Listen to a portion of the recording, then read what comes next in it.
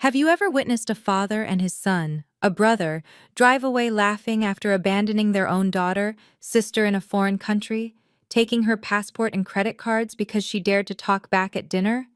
That's not a scene from a movie. That's what happened to me in a small Italian town in June 2024. They thought it was a joke, a lesson to teach the failure daughter some humility.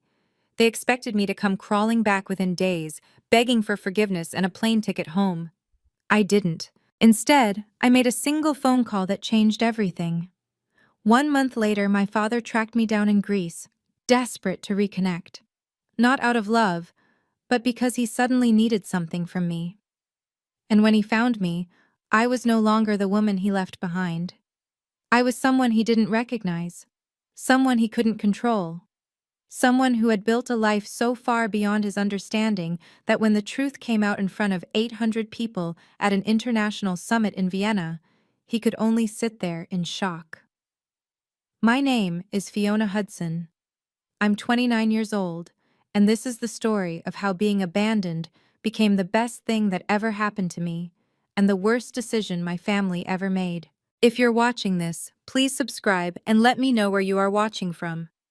To understand how I ended up stranded in Italy, you need to understand my family. I graduated from Stanford in 2019 with an MBA, the same degree my father, Marcus Hudson, earned from University of Oregon back in 1988. He built Hudson Properties Group from the ground up, a commercial real estate firm in Portland that now pulls in $12 million a year. 4 office buildings, all Class A. He's on the Portland Chamber of Commerce board. He drives a Tesla Model S and wears suits that cost more than my monthly rent used to cost. My half-brother Garrett, same father, different mother, is 34 and serves as VP of Development at the family company. He has an MBA from University of Washington, a Porsche Cayenne, and a penthouse in the Pearl District. Every family dinner, he'd talk about closing deals, about $3.2 million acquisitions, about his latest investment property. And then there was me. I chose to go back to Portland after Stanford and teach English at Lincoln High School. $52,000 a year. I loved it. Loved my students. Loved seeing them grow. Loved the moment when a concept finally clicked. But to my father and brother, I was wasting a $200,000 degree on a $50,000 job. Every Tuesday night, we had family dinner at my father's house in the West Hills. Garrett would spend 20 minutes talking about his latest deal. My father would beam, ask follow-up questions, pour expensive wine. Then he'd turn to me. "Any promotions, Fiona?" "I was nominated for Teacher of the Year," I said once, back in March. "That's nice, honey." He smiled, then immediately turned back to Garrett. "So tell me more about the Vancouver property." But the moment that really showed me where I stood happened at a business mixer my father hosted in April. He introduced Garrett to a potential investor. "This is my son Garrett, VP of Development, closing deals left and right." Then he gestured to me. "And this is my daughter Fiona, she's a teacher." The way he said it, apologetic, almost embarrassed, told me everything. I had another offer back in March, a big one, but I turned it down because my father said family comes first. I was starting to realize he only meant his kind of family. The final straw before Italy came in May. My father threw a party to celebrate Garrett's promotion to VP, 40 guests, catered by some downtown restaurant I'd never heard of, champagne flowing like water. I wore my best dress, the navy one I'd bought for job interviews back in 2019. Garrett wore Tom Ford. When it came time for toasts, my father stood up with a glass of champagne and spoke for 5 minutes about Garrett's accomplishments, his vision, his leadership. He detailed every deal, every success, every reason why Garrett was the future of Hudson Properties. Then he gestured to me. "And of course, my daughter Fiona is here too. She teaches high school." That was it. One sentence. A woman I didn't know approached me later near the appetizer table. "So what do you do?" Before I could answer, my father appeared beside me. "She's still figuring things out." I was 29 years old.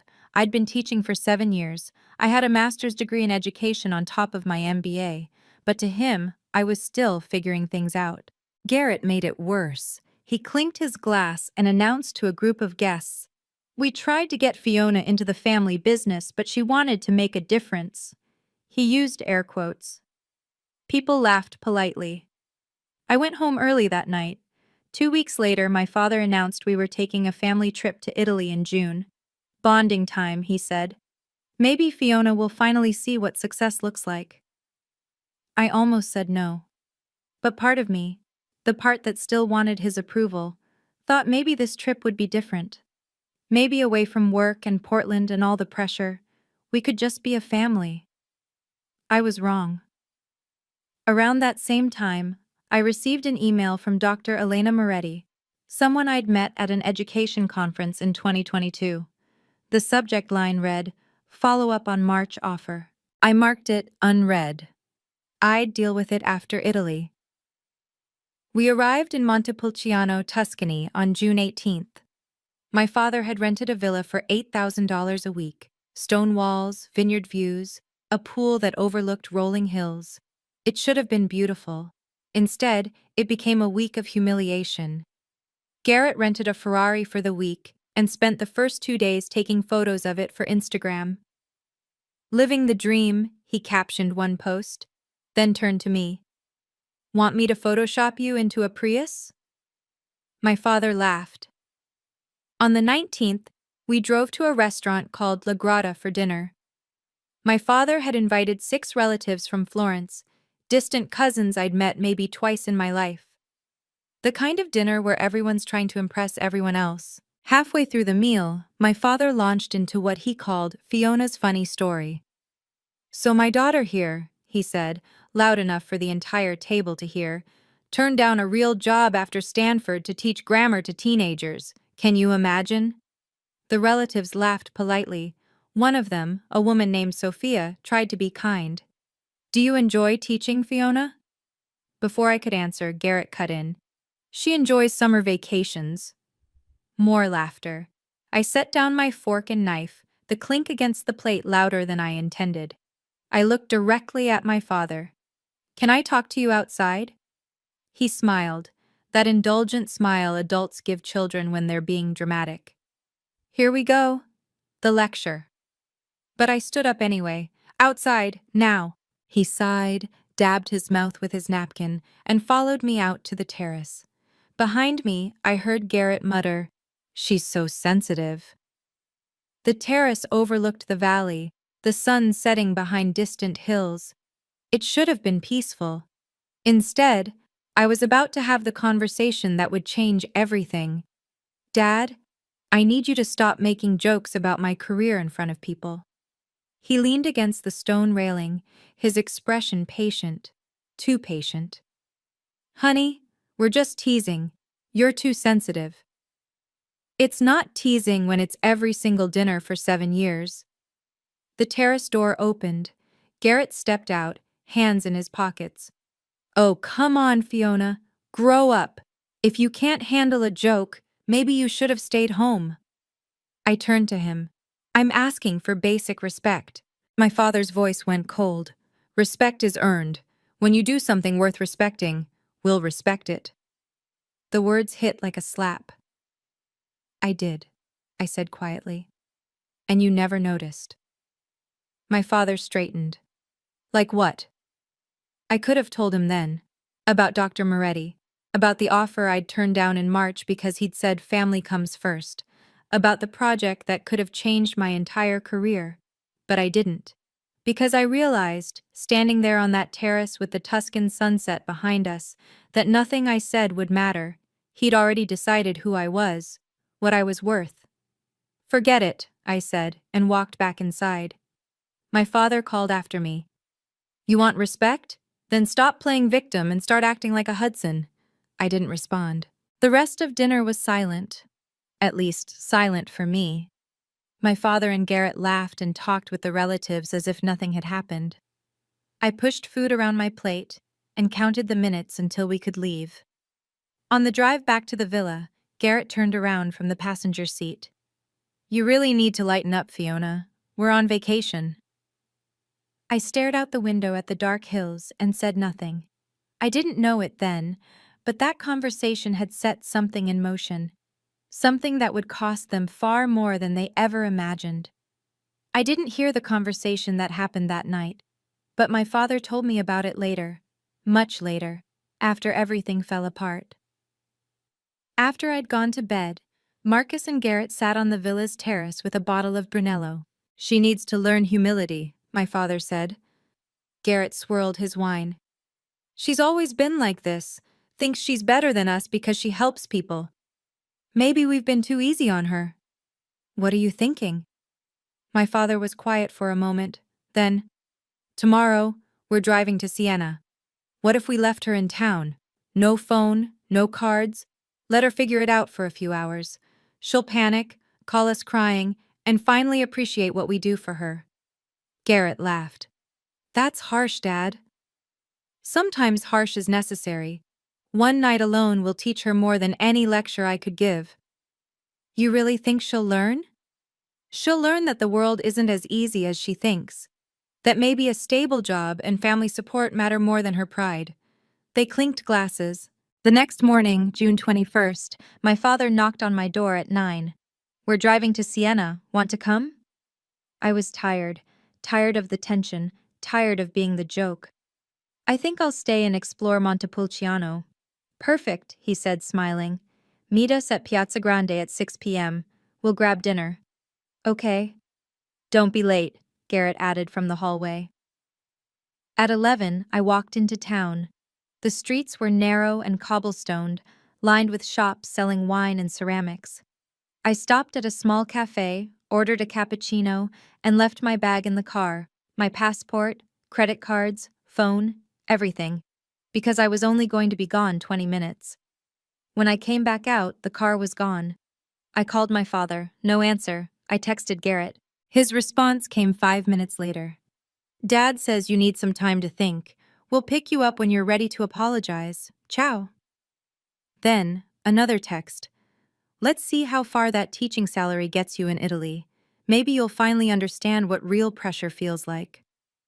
I stood in the middle of Piazza Grande, staring at my phone, reading Garrett's message over and over.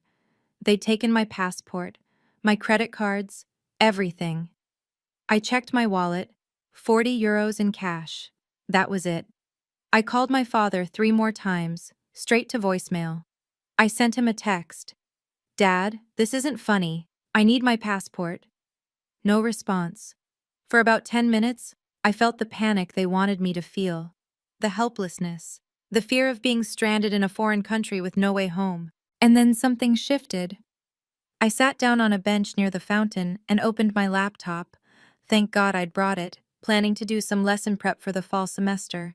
The cafe had Wi-Fi. I logged into my email. There it was. The message from Dr. Elena Moretti, still marked unread. Subject: Follow up on March offer.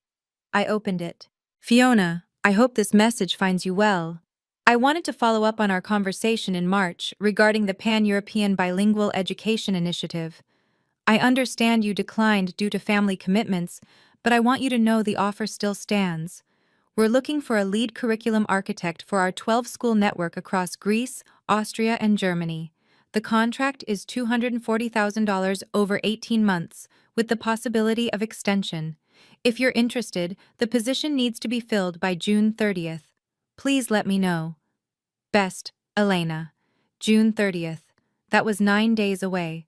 I read it twice, then 3 times. My father and brother thought they were teaching me a lesson about dependence, about knowing my place.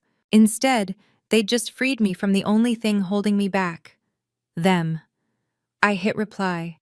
"Dr. Moretti, I'm currently in Italy and would love to discuss this opportunity. Can we schedule a call?" Best, Fiona. I pressed send. Then I blocked my father's number. Dr. Moretti called me back within 2 hours. "Fiona?" Her voice was warm, energetic.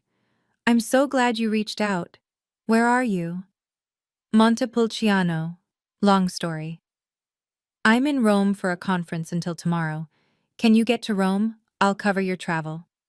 I hesitated. "I don't have my credit cards right now." There was a pause. If she thought that was strange, she didn't say so. No problem. I'll wire €500 to the Western Union in Montepulciano.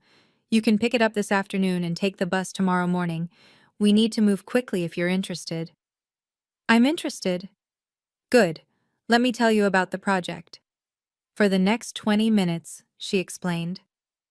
The Pan-European Bilingual Education Initiative was a network of 12 private schools, 4 in Greece, 5 in Austria, 3 in Germany. They needed a unified curriculum that integrated English with local languages, designed for students aged 10 to 18. The position was lead curriculum architect, 18-month contract based in Athens with travel to Vienna and Berlin. The contract included intellectual property protections, she said. Clause 7 states that you retain co-ownership of any original frameworks you develop. You'll be credited in all publications. This isn't just a job, Fiona. It's a legacy project. My hands were shaking. When would I start? Ideally, July 1st. We're announcing the initiative at the European International Education Conference in Vienna on August 15th. 800 attendees, education ministers, school directors, investors. I'd like to introduce you as our lead architect during the keynote.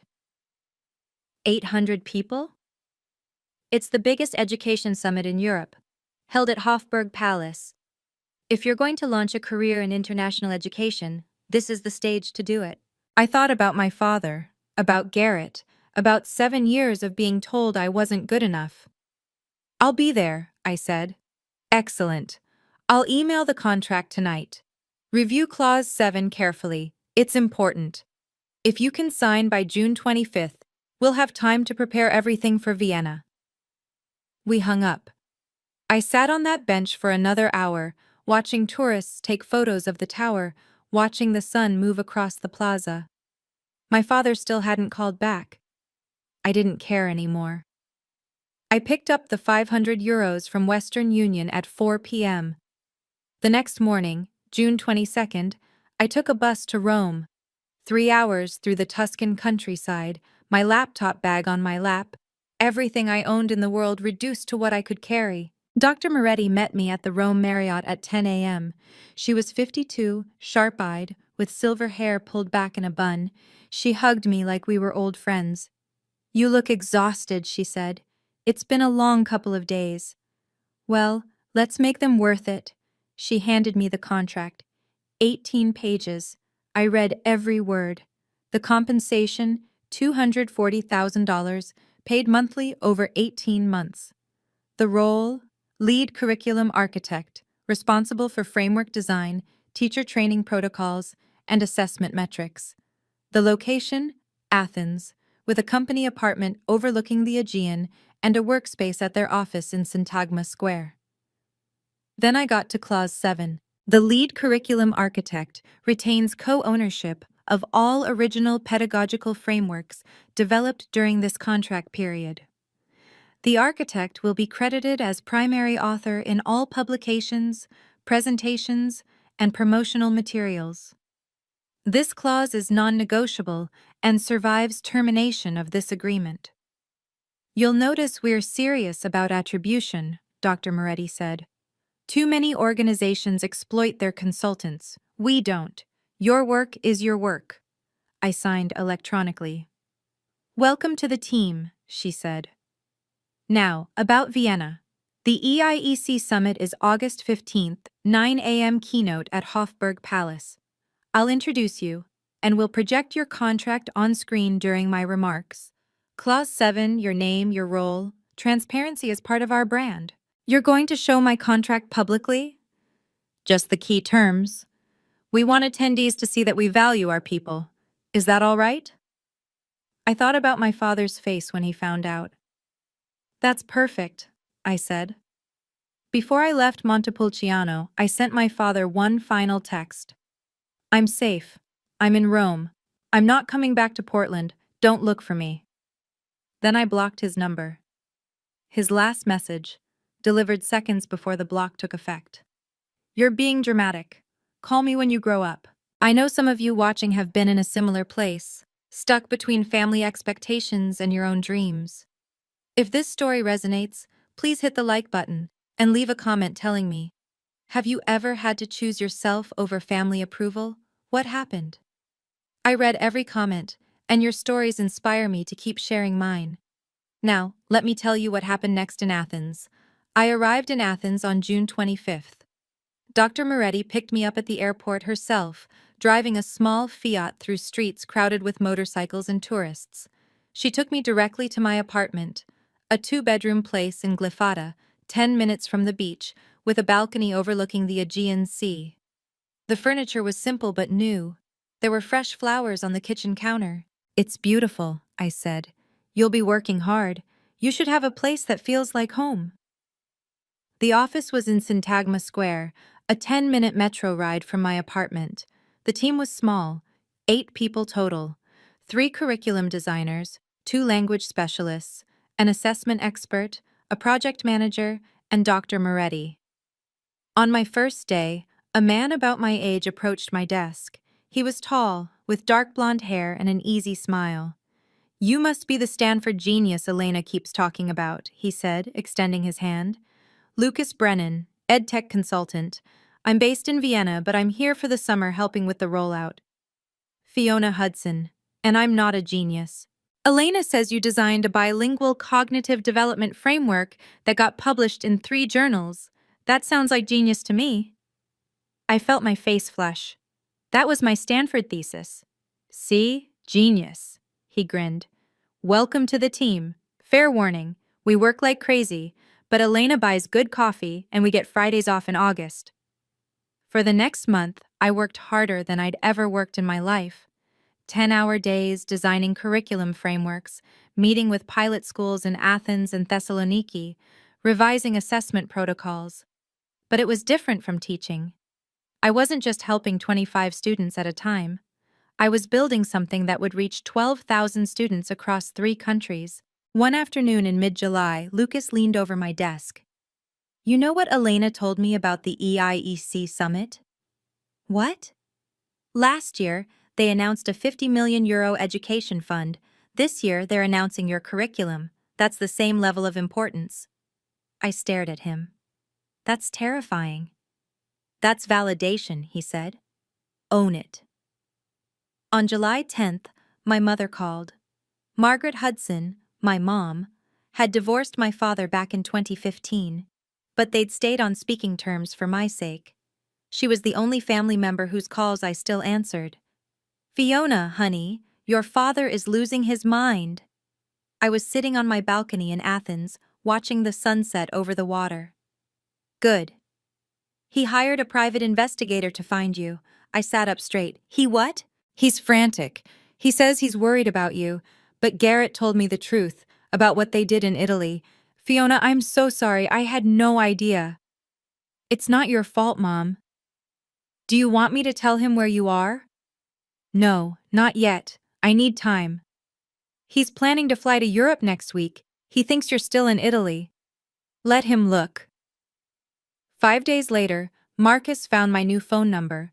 I don't know how, probably through my mom, though she swore she didn't give it to him. He called 8 times in one afternoon. I didn't answer. Finally, he left a voicemail. "Fiona, this is ridiculous. We need to talk about what happened. It was a misunderstanding. I'm coming to Athens on July 20th. Meet me at the Hilton at 2 p.m. We'll work this out." I deleted the message, but he came anyway. On July 20th at 2 p.m., the receptionist at our office called my desk. "Ms. Hudson, there's a Marcus Hudson here to see you." My stomach dropped. Lucas looked up from his computer. "You okay?" "It's my father." "Want me to tell him you're not here?" I thought about it. Then I stood up. "No, I'll handle it." I went downstairs. My father was standing in the lobby, wearing a polo shirt and khakis, looking out of place among the Athens business crowd. When he saw me, relief flooded his face. "Fiona, thank God." "What are you doing here?" "We need to talk." "No, we don't." "Fiona, please, I flew 10 hours. I crossed my arms. "You left me in Italy without my passport. What's there to talk about?" It was a mistake. Garrett thought it would be a wake-up call." "It was. I woke up." My father looked around the lobby, the glass walls, the modern furniture, the sign that read International Education Initiatives in English and Greek. What is this place? I work here. You work here? What happened to teaching? I'm still in education, just a different kind. He blinked. Fiona, I don't understand. You've been here a month? What are you doing? I could have told him everything right then. About the contract, about the project, about Vienna, but I didn't. I'm working. Goodbye, Dad. I turned to go. Wait. His voice cracked. Can we at least have coffee? Please. 20 minutes. Something in his tone made me pause. He looked smaller than I remembered. Older. Tired. 20 minutes, I said. There's a cafe 2 blocks away. We walked in silence. He tried to make small talk. Athens is beautiful. The weather's nice. How's your apartment? But I didn't respond. At the cafe, we sat outside. He ordered an espresso. I ordered nothing. Fiona, I'm sorry, he said. We shouldn't have left you. You took my passport and laughed. It was stupid. But you have to understand. We were frustrated. You talk back. You don't appreciate what we... Appreciate what? Being humiliated at every family dinner? He sighed. You're being dramatic. There it is. What? You can't even apologize without blaming me. He rubbed his face. Fine. I'm sorry. Truly. Now can we move past this? No. Fiona. What do you want, Dad? Why are you really here? He hesitated. I want to understand what you're doing, this job, this place. Why? Because you're my daughter and I care about... Try again. His jaw tightened. Fine. Garrett and I are looking to expand Hudson Properties into educational real estate, private schools, boarding facilities. We need European contacts. And there it was. You didn't come to apologize, I said quietly. You came because you need something. That's not fair. How much is the deal worth? He paused. Potentially 8 to 10 million over 5 years. I stood up. I'm done here. Wait, Fiona. This could be good for you too. If you introduced me to your boss. No. Just one meeting. I said no. He grabbed my wrist, not hard but enough to stop me. You're being selfish. I pulled my hand away. I'm being self-respecting. There's a difference. I walked away. Behind me I heard him call out, I'll be at the EIEC summit in Vienna. Garrett and I registered. We'll see you there. I didn't turn around. 2 days later, July 22nd, Garrett arrived in Athens. I was at my usual cafe near the office when they both appeared. Marcus must have told him where to find me. Garrett pulled out a chair without asking. Fiona, we need to talk. I'm working. Come on, family helps family. Just one introduction to your boss. I closed my laptop. You left me in Italy as a joke. And you're still mad about that? It's been a month. Get over it. No. Marcus leaned forward. Fiona, your mother told me you're doing well here. We're proud of you. You're proud now because I'm useful. That's not... Look, we made a mistake. But this deal could set up Hudson Properties for decades. You'd benefit too. Inheritance. Family legacy. I don't want your inheritance. Don't be childish. I'm not being childish. I'm being clear. I'm not giving you anything. Garrett's face reddened. You're being selfish. This is a $10 million opportunity. Then find it yourself. We can't. We don't have the connections. You do. And whose fault is that? Marcus's voice hardened. Fiona, just give us Dr. Moretti's contact information. We'll handle the rest. You don't even have to be involved. No. Why not? Because you spent 7 years telling me my work was worthless.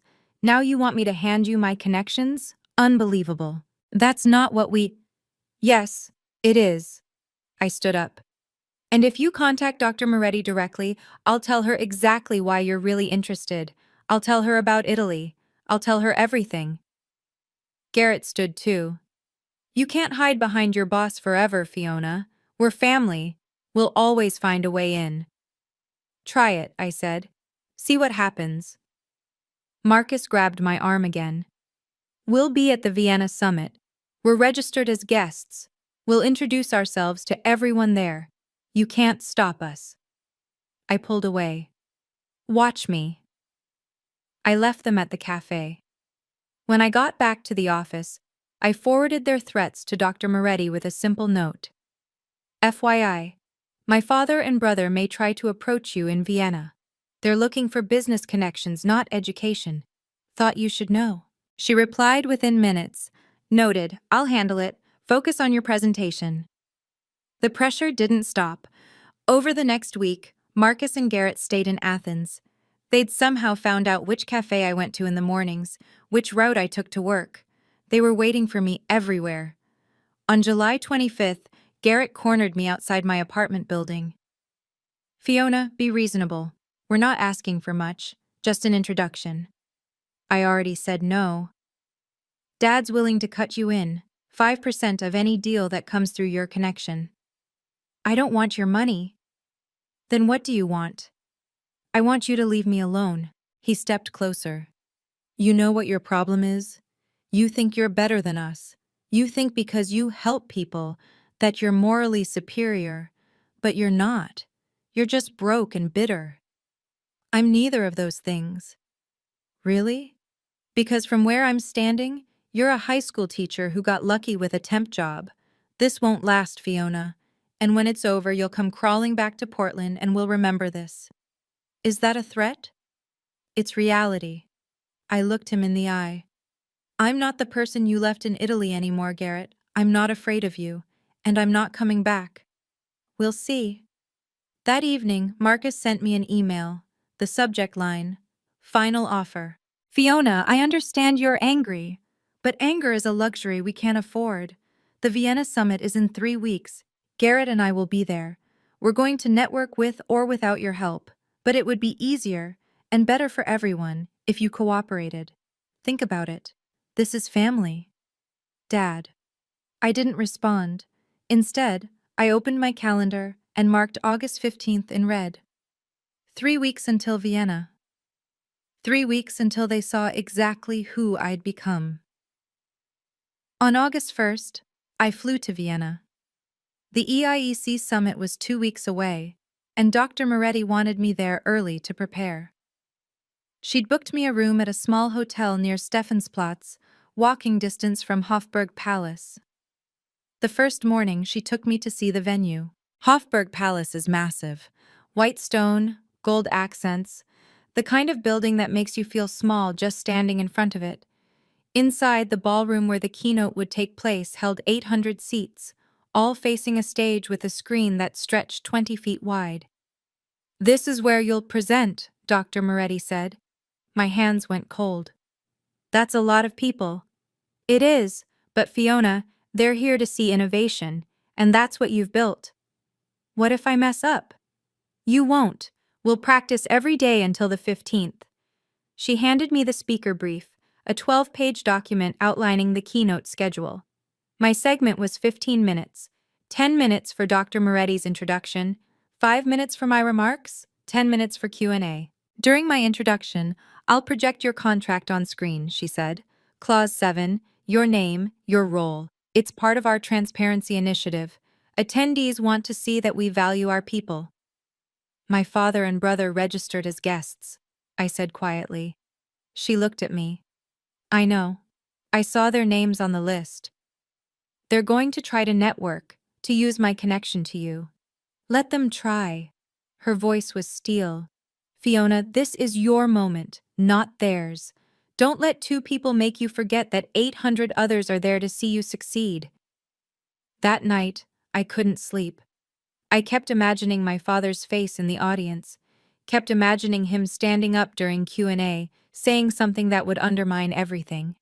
On August 10th, I received an email from Marcus. Fiona, Garrett, and I arrive in Vienna on August 14th. Let's have dinner before your presentation. We can clear the air. Dad. I stared at the email for a long time, Then I forwarded it to Dr. Moretti with a note. FYI, they may approach you at the summit. Her response, I'll handle it. You focus on your presentation. I didn't reply to my father. The night before the summit, there was a welcome reception at Hofburg Palace. 300 guests, champagne, hors d'oeuvres, networking.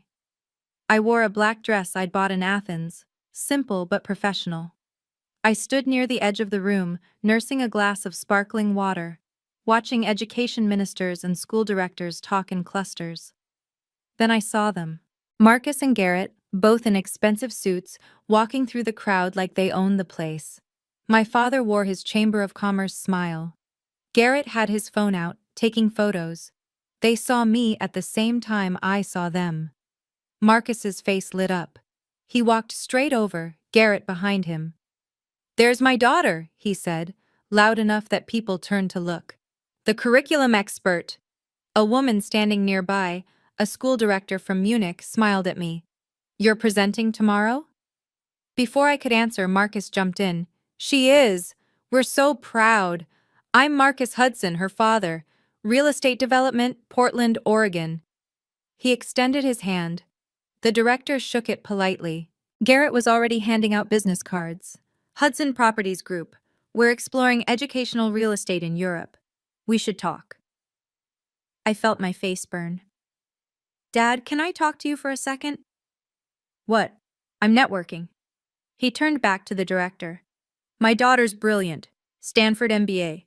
Always knew she'd do something big." "Stop," I said quietly. He ignored me.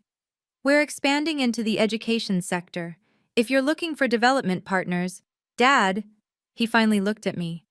"What, Fiona?" "Stop." "Stop what?" "I'm proud of you. I'm telling people." A man approached, another director, this one from a school in Salzburg. "You must be Fiona Hudson. Elena speaks very highly of you." Marcus extended his hand before I could respond. "Marcus Hudson, Fiona's father. We're in commercial real estate. Have you considered—" "Excuse me," I said, and walked away. I found Dr. Moretti near the bar. "Are you okay?" she asked. I wasn't. My hands were shaking. "They're using me. They're telling everyone they're here to support me, but they're just handing out business cards." She squeezed my shoulder. "Tomorrow, everyone will know who you really are, and it won't have anything to do with them."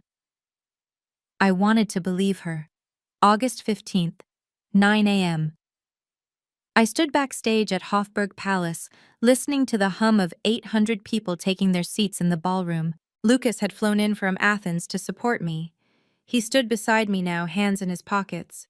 "You've got this. Just breathe." "I can't breathe." "Yes, you can. In through your nose, out through your mouth, like we practiced." I tried. My hands were still shaking. Dr. Moretti appeared, clipboard in hand. "Fiona, ready?" "No," she smiled. "Good. If you weren't nervous, I'd be worried." She paused. "I saw your family last night. Do you want me to seat them in the back?" "No," I said. "Let them sit wherever they want." "You're sure?" "This is my moment, not theirs." She nodded. "That's exactly right." At 8:45, I peeked through the curtain. The ballroom was full. 800 seats, all occupied. I spotted my father and Garrett in the 5th row, right side. They were talking to the people next to them, smiling, shaking hands. Garrett pulled out his phone and took a selfie.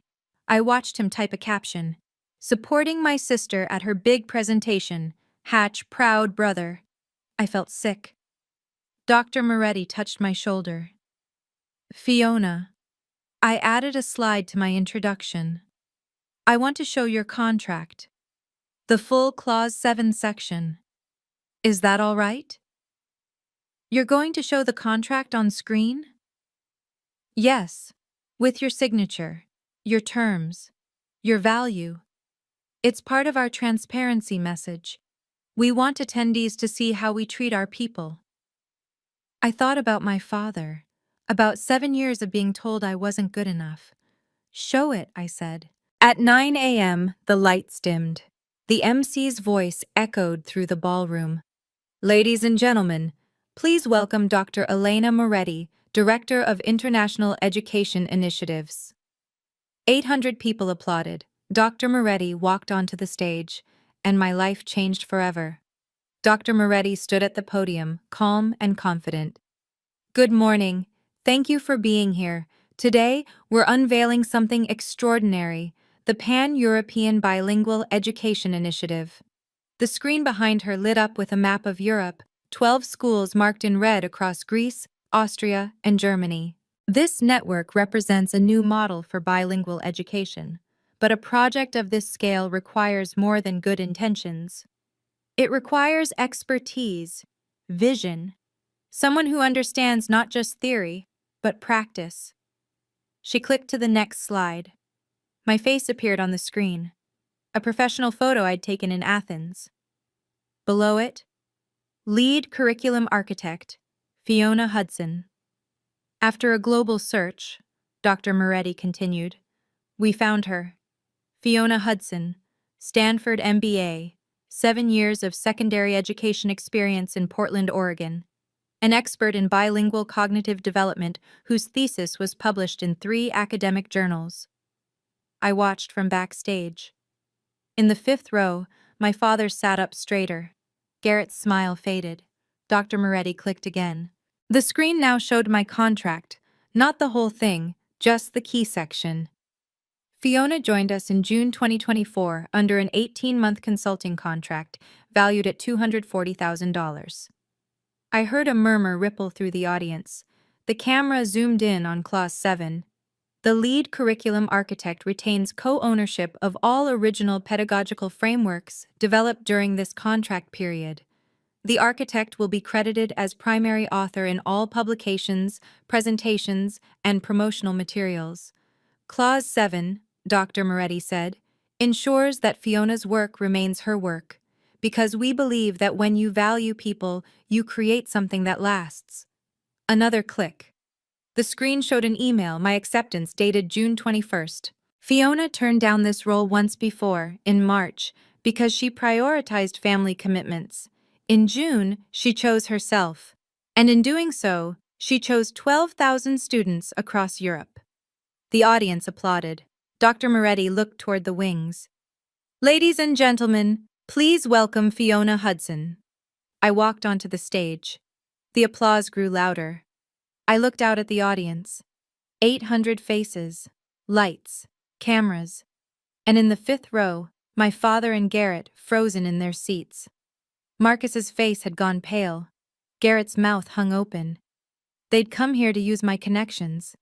Instead, they were about to watch me become someone they never imagined I could be. I stood at the podium and looked out at 800 people. For a moment, I couldn't speak. Then I saw Lucas in the wings, giving me a thumbs up. I took a breath. Thank you, Dr. Moretti. Good morning, everyone. My voice came out steady, stronger than I expected. For 7 years, I taught English to high school students in Portland, Oregon. I loved it. I loved watching a struggling reader finally understand a complex text. I loved the moment when a student who'd been silent all semester raised their hand for the first time. I clicked to my first slide, a photo of my old classroom. But I also knew that the skills I'd developed, curriculum design, assessment, differentiated instruction, could scale beyond one classroom. That's what brought me here. I walked them through the framework. 3 language pairs, English-Greek, English-German, English-Italian, adaptive learning pathways, cognitive development metrics, teacher training protocols. I spoke for 15 minutes. The audience was silent, attentive. When I opened the floor for questions, a school director from Vienna stood. Ms. Hudson, how did you transition from secondary teaching to international curriculum design? I smiled. I didn't transition. I elevated. Teaching teenagers taught me how students actually learn, not just how we think they should. That's the foundation of this entire framework. Applause. Another question, from a woman in Berlin. What makes this curriculum different from existing bilingual models? I answered, clearly, confidently, and then I said something I hadn't planned. This project represents more than professional growth for me. It represents a choice to honor my own worth, something I once sacrificed for family approval that was never offered. The room went quiet, then someone started clapping, then another, then the entire audience rose to their feet. Standing ovation. I looked at the fifth row. My father and Garrett remained seated. Dr. Moretti walked back onto the stage and hugged me. "You were perfect," she whispered. I'd just proven, in front of 800 people, that I was exactly as capable as I'd always believed, and my father had a front row seat. When I stepped off the stage, 20 people were waiting. A director from Munich, the same woman my father had approached the night before, handed me her card. "Ms. Hudson, I'd like to discuss bringing your framework to our school network. Can we schedule a call?" "Of course." A man from a school in Salzburg. "We're opening 2 new campuses next year. We need someone with your expertise." Lucas appeared at my elbow, grinning. "Fiona, 3 schools want consultation calls. I'm keeping a list." I was shaking, but this time from adrenaline, not fear. An investor from London approached. "Ms. Hudson, are you available for advisory roles beyond this project?" "Potentially. Send me an email." I gave out my card 12 times in 15 minutes. Then I saw them. Marcus and Garrett stood at the edge of the lobby watching. They didn't approach. The Munich director noticed them. "Isn't that your father? The man from last night?" "Yes." "He said he's in real estate development. Is he involved in education?" "No." She frowned. "That's odd. He made it sound like he was part of your project." I didn't respond. Garrett sent me a text. "We need to talk." I didn't read it. Dr. Moretti found me near the coffee station. "Fiona, 2 people just asked if your father is the Marcus Hudson from Portland Real Estate." I said I didn't know. Should I? "No," I said. "Let them wonder." She studied my face. "Are you okay?" "I'm better than okay." An hour later, Marcus and Garrett found me in the hallway outside the ballroom. "Fiona." My father's voice was tight. "We need to talk." "I'm busy. Please, just 5 minutes." I looked at him, really looked at him. He looked smaller now, uncertain. "Fine," I said. 5 minutes. We walked to a quiet corner near the palace courtyard, and for the first time in my life, I had the power. We stood in the courtyard, tourists walking past us, the August sun bright overhead. "Why didn't you tell us about this job?" my father asked. "I did, in March. You said it was a waste of time." Garrett stepped forward. "We didn't know it was this big." "You didn't ask. You assumed." My father ran a hand through his hair. "Fiona, I'm sorry. We were wrong about your career." "You were wrong about me. Can we start over?" "No, but we can start differently." "What does that mean?" I met his eyes. "It means I'll see you at family events if Mom is there. I won't discuss my career with you. And if you ever humiliate me again, in public or private, I'm done. Completely." "That's harsh." "That's fair." Garrett's jaw tightened. "What about the school deal? Can you at least introduce us to—" "No. Fiona." I said no, Garrett. "You left me in Italy because I talked back at dinner. You thought it was funny. Now you want me to help you make $10 million? That was different. It wasn't. You've spent 7 years treating me like I'm worthless. Now that I'm not, you want access. The answer is no." My father's voice cracked. "I don't know how to fix this." "You can't fix it. Not right now, maybe not ever, but you can start by respecting my boundaries. I flew across the world for you." "No, Dad. You flew across the world for a business opportunity. Don't confuse the two." I turned to walk away. "Fiona, wait." I stopped.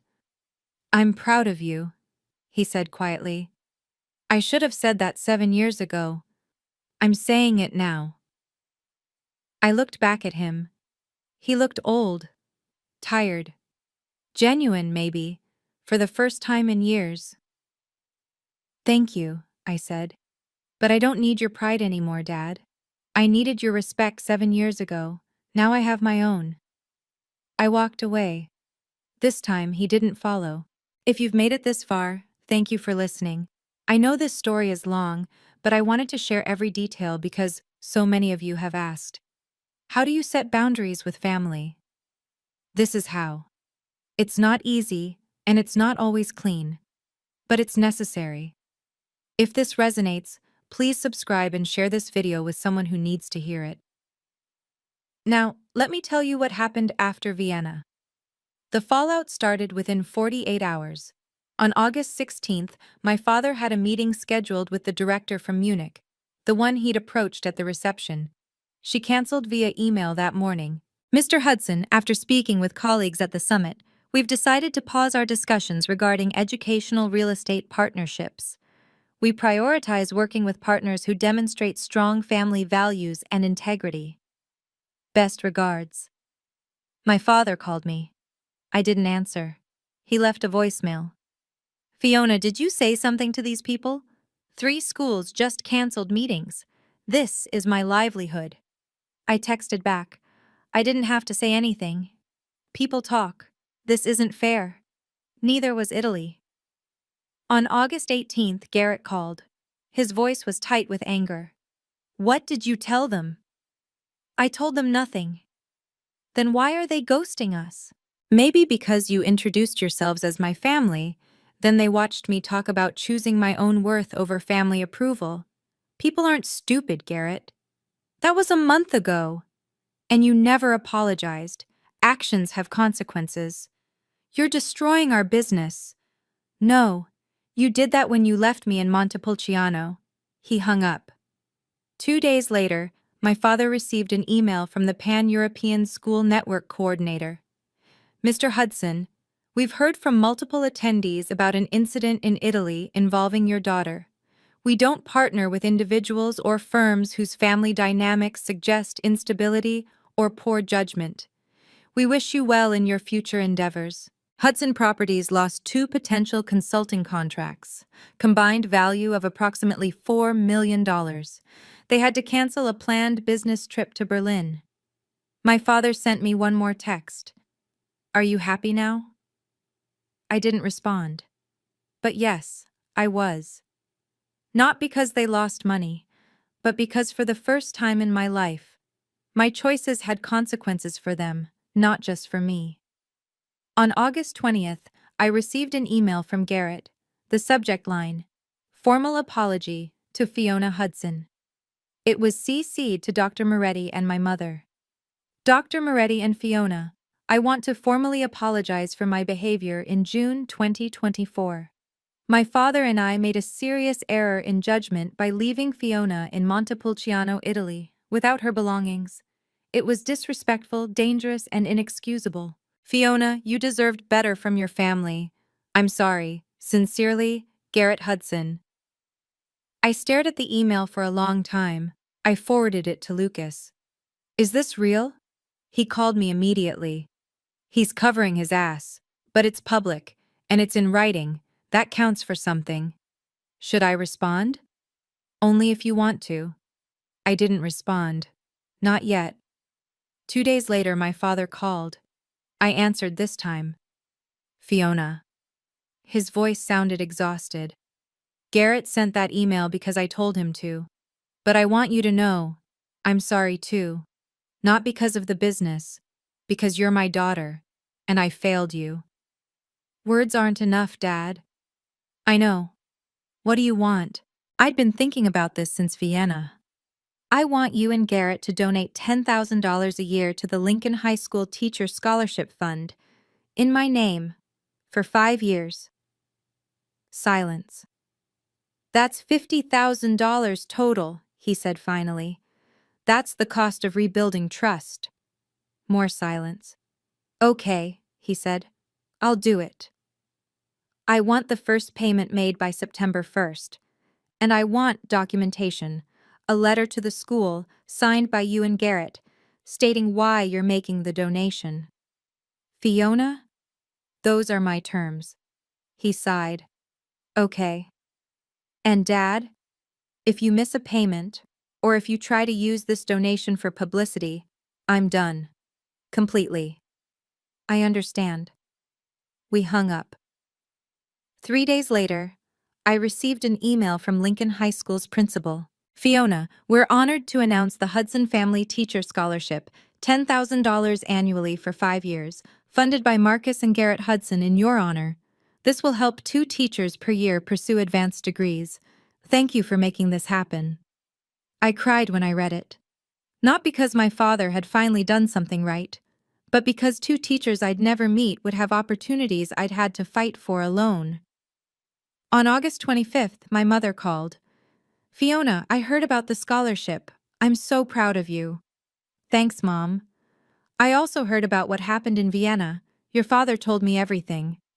Everything? He told me they ambushed you at the summit, that they tried to use your connections. Honey, I'm so sorry. I should have stood up for you years ago. Mom, it's not your fault. Yes, it is. I stayed quiet because I didn't want to make things worse, but my silence enabled them.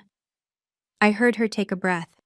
I told your father, if he and Garrett don't attend family therapy, I'm telling everyone in Portland what they did in Italy.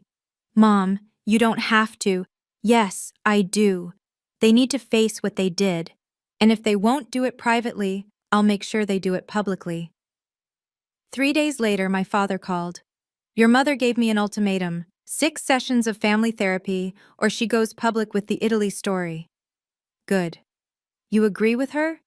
Yes. He sighed. Fine, I'll do it. But Fiona, will you participate? Via Zoom if you can't come back to Portland?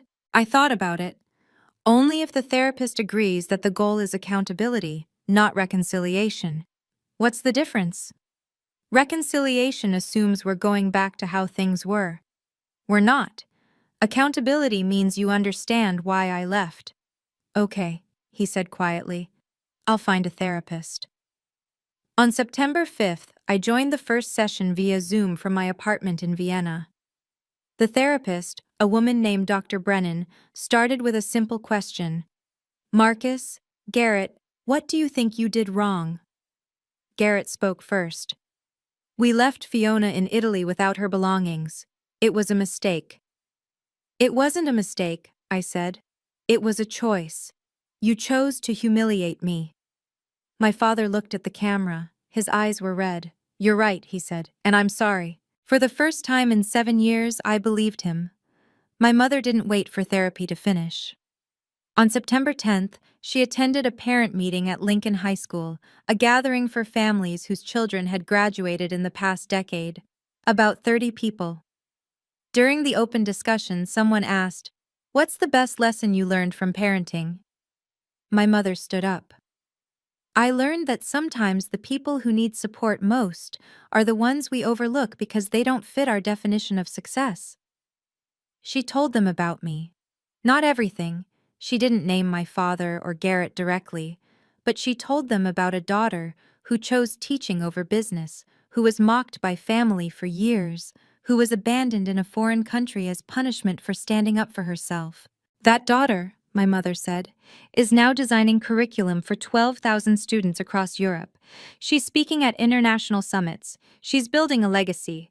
And she did it without her family's approval because we failed to give it when it mattered. The room was silent. Then a woman raised her hand. Margaret, is that daughter Fiona? Yes. 3 other parents shared similar stories. Children who'd chosen social work over law, art over finance, teaching over medicine. All of them had faced family pressure to do better. One parent posted on Facebook that night, no names, but the message was clear. Reminder: your child's worth isn't measured by their salary. It's measured by the impact they make. The post got 500 shares. My father received 4 calls from friends over the next week. Is this about Fiona? He didn't answer. On September 15th, Marcus lost his seat on the Portland Chamber of Commerce board. He wasn't re-elected. The official reason was scheduling conflicts, but 2 board members told mutual friends the truth. We heard about the family situation. It doesn't reflect the values we want to represent. A former business partner sent him an email. Marcus, I always thought you were tough but fair. Now I'm not sure about the fair part. My father forwarded it to me without comment. I didn't respond. The consequences were spreading beyond just business deals.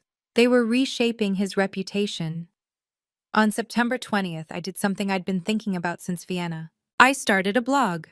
The URL, choosingyourself.substack.com. The tagline, A Teacher's Journey from Portland to Europe and Why Being Left Behind Saved Me. My first post was titled, The Day I Was Abandoned in Italy and Why It Was the Best Thing That Ever Happened to Me. I didn't name my father or Garrett. I didn't need to. I told the story, the years of being dismissed, the dinner in Tuscany, waking up to find my passport and credit cards gone, the text message with the laughing emoji. Then I told them about the phone call to Dr. Moretti, about Athens, about Vienna, about standing on a stage in front of 800 people and proving that my worth had never been up for debate. I ended with this. They wanted to teach me a lesson about dependence. Instead, they taught me that I was never really with them.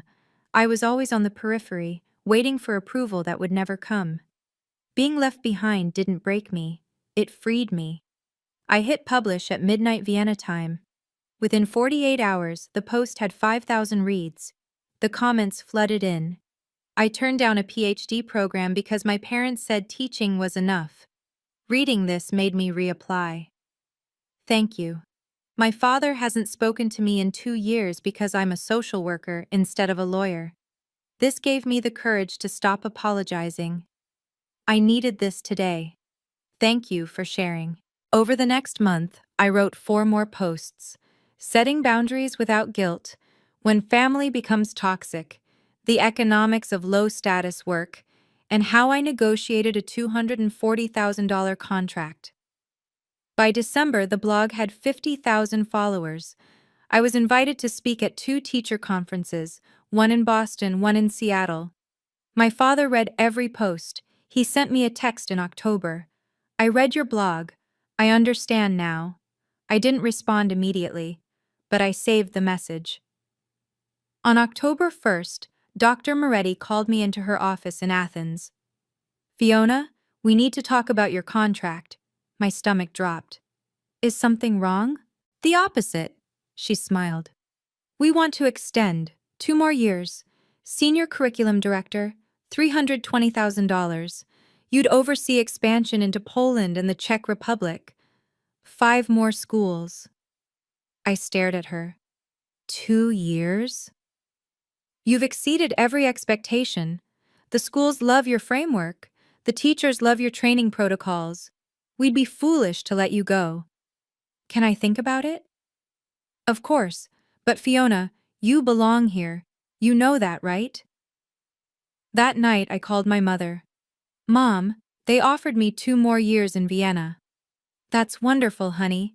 Are you going to take it? I think so, but I feel guilty. About what? Leaving you. Leaving Portland. Leaving everything. My mother was quiet for a moment. Fiona, you already left. You left the moment you got on that bus in Montepulciano. This is just making it official. But what about you? I'll visit. I'll come for Christmas. And honey, you're not leaving me. You're choosing yourself. There's a difference. On October 5th, I signed the contract. Dr. Moretti shook my hand. Welcome to the next chapter. I moved into a larger apartment in Vienna, 2 bedrooms, a balcony overlooking the Danube, space for a real office. I bought furniture. I hung art on the walls. I made it mine. By the end of October, I had $80,000 in savings. I bought a plane ticket for my mother to visit in December. Lucas stopped by my apartment one evening with wine. You know, he said, when you first got to Athens, you looked like you were running away from something. Now you look like you're running toward something. I am, I said. Toward what? Myself. On October 15th, I received an email from Lincoln High School. Dear Fiona, we're honored to announce the Hudson Family Teacher Scholarship, $10,000 annually for 5 years, funded by Marcus and Garrett Hudson in your honor.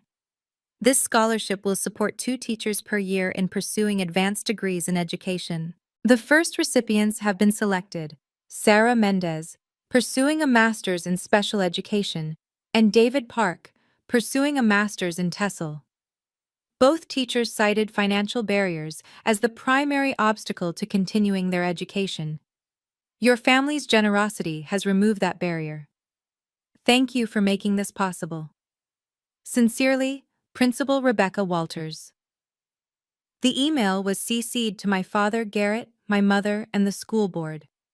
I read it 3 times. Then I cried. Not because my father had finally done something right, but because 2 teachers I'd never met, Sarah and David, would have opportunities I'd had to fight for alone. My father sent me a private message an hour later. First payment sent. I hope this is a start. I responded, it is. 3 weeks later, I received an email from Sarah Mendez, one of the scholarship recipients. Ms. Hudson, I don't know if you remember me. I student taught in your classroom in 2019. You told me I had a gift for working with students with learning disabilities, and you encouraged me to pursue a master's degree. I almost quit teaching last year because I couldn't afford to go back to school. This scholarship gave me hope. Thank you for fighting for us. Sarah. I wrote back immediately. Sarah, I remember you. You were brilliant then, and I'm sure you're brilliant now. Keep going. The students need you. Fiona. I forwarded the email to my father with a single line. This is what your money is doing. He responded, thank you for showing me. For the first time in 7 years, I felt like maybe, just maybe, we were moving towards something that looked like healing. On November 20th, we had our 6th and final therapy session. I joined via Zoom from Vienna. My father and Garrett sat together in Dr. Brennan's office in Portland. My mother sat off to the side, observing. Dr. Brennan started with a simple question. Marcus, Garrett, what have you learned over these 6 sessions? My father spoke first. His voice was steady, but I could see the weight in his eyes. I learned that I measured Fiona by my standards, not hers. I told myself I was pushing her to succeed, but really, I was pushing her to be someone she wasn't. Someone I wanted her to be, and I was wrong. Garrett shifted in his seat. I learned that I saw Fiona as competition, not family. I was afraid that if she came back to the business, she'd threaten my position. That was my insecurity, not her fault. Dr. Brennan turned to the camera. Fiona, what do you need moving forward? I'd been thinking about this for weeks. I need them to respect my choices without commentary.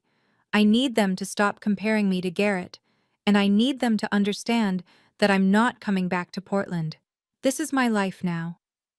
We understand, my father said. Garrett nodded.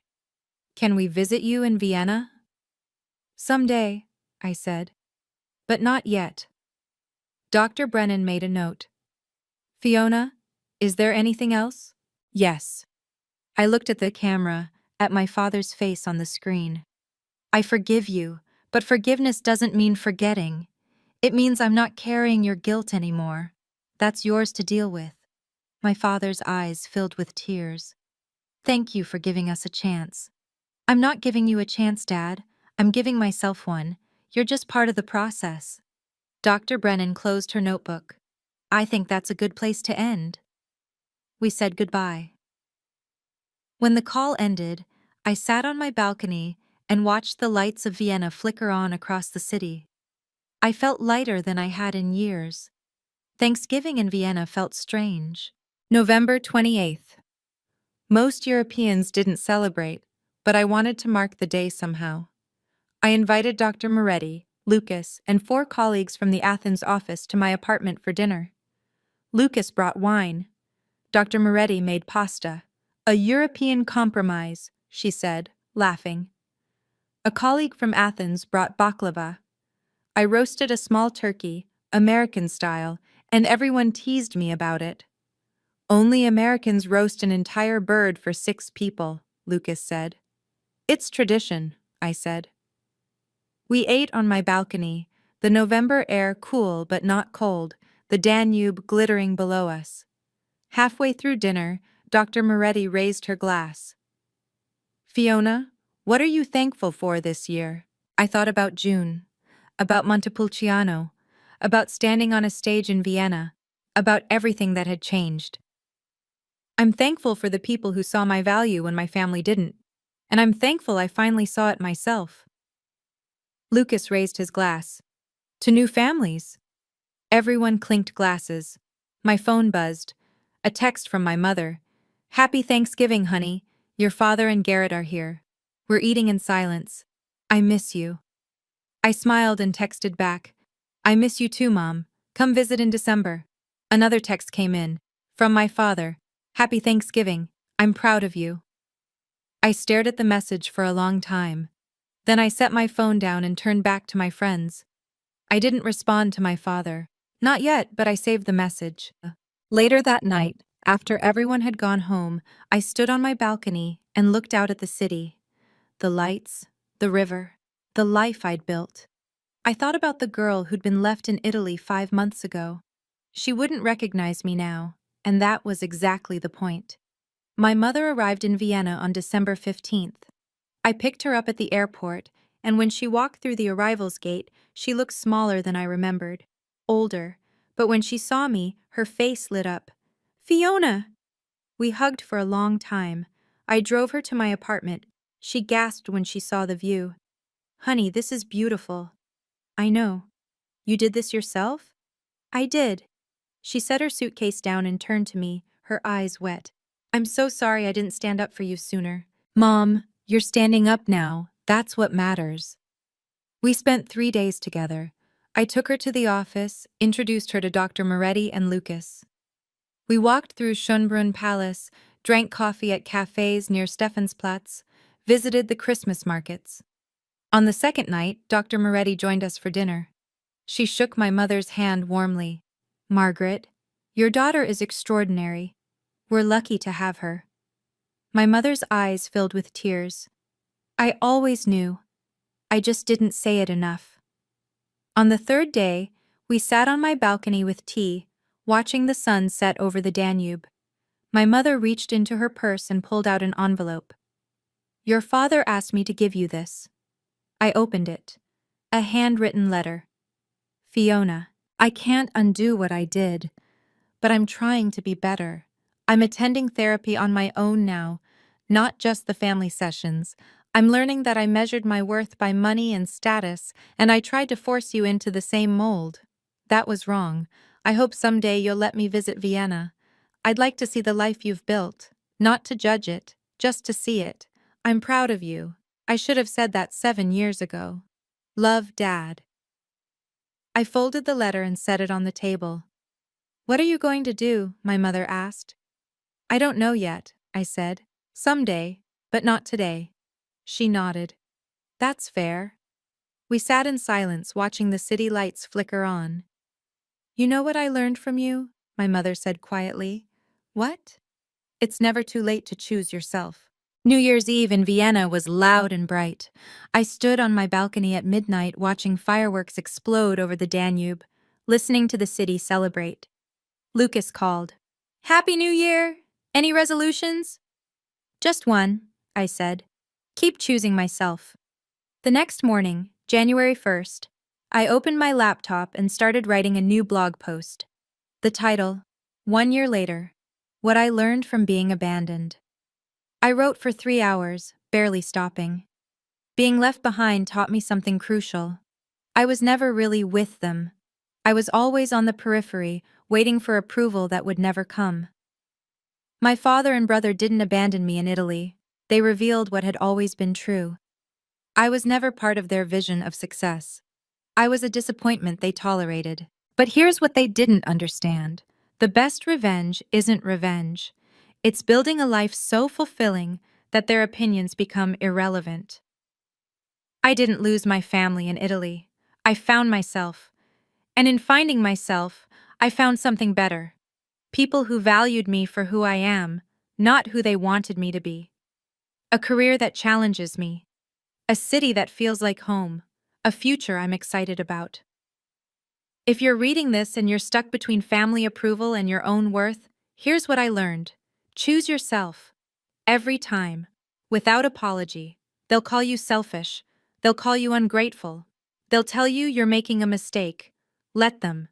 Because the only mistake is spending your life trying to earn love that should have been freely given. I hit publish at noon. Within 24 hours, the post had 10,000 reads and 300 comments. One stood out. I'm booking a one-way ticket to the life I actually want. Thank you. I smiled. That night I received an email from TEDx Vienna. Ms. Hudson, we'd love to discuss a potential TEDx talk. Choosing yourself when family doesn't. Are you interested? I stared at the email for a long time. Then I typed, yes. On February 10th, my father sent me an email. Fiona, I know I said someday. Is that day closer? I'd like to visit Vienna, just for coffee. No business, no lectures, just to see you. Dad. I didn't respond immediately. I forwarded the email to Dr. Moretti. What do you think? She called me. Only if you want to, Fiona. Not because you feel obligated. I called my therapist. I'd started seeing someone in Vienna after the family sessions ended. I'm not ready to forgive fully. But I'm curious. Is that okay? Curiosity is a good sign, she said. But set clear boundaries before you meet. I thought about it for 3 days. Then I replied, Dad, you can visit in March. 1 coffee, 1 hour. We talk about my life, not yours. If you criticize, give advice, or try to turn this into a business conversation, I leave. Those are my terms. Fiona. His response came within an hour. Agreed. Thank you. I set the date, March 20th, 3 p.m., at a cafe near Stephansplatz.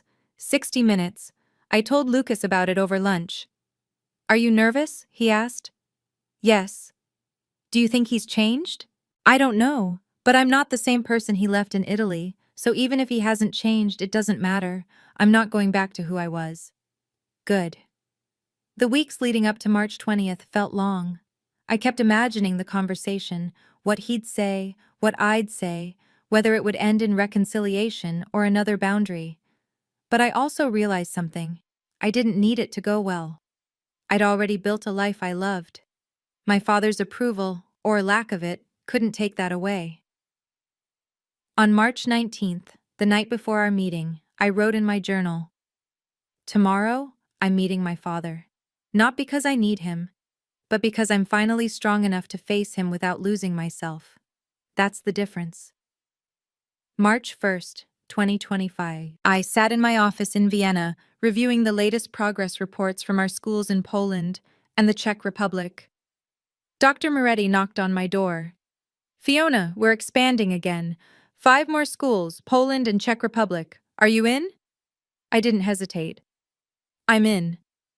Lucas leaned over from his desk. You know, a year ago you were a high school teacher in Portland. Now you're shaping education policy across Europe. A year ago, I said. I was waiting for permission to be great. Now I just am. My phone buzzed. A text from Sarah Mendez, the scholarship recipient. Ms. Hudson, I just got accepted into my master's program. Thank you for fighting for us. I texted back. Keep fighting. It's worth it. I closed my laptop and looked out the window at Vienna, the city I'd chosen, the life I'd built. In June 2024, my father and brother thought they were teaching me a lesson. They were right, just not the one they intended. I learned that my worth was never theirs to define. That approval I had to beg for wasn't worth having. That walking away from toxicity isn't abandonment, it's self-preservation. I learned that the people who truly value you will show it, not make you prove it. And I learned that sometimes, being left behind is the greatest gift you'll ever receive. Next week, I'll have coffee with my father. I don't know what will happen. Maybe he's changed. Maybe he hasn't. Maybe we'll rebuild something small and fragile. Maybe we won't. But for the first time in my life, I'm not afraid of the answer. Because I don't need his approval anymore. I have something better. I have my own. Thank you for watching my story. If you've ever felt underestimated, undervalued, or left behind, I hope this reminds you, Your worth isn't up for debate. If this video helped you, please like, subscribe, and share it with someone who needs to hear it. And tell me in the comments, what's one boundary you're setting this year? I'll be reading every single one. See you in the next video.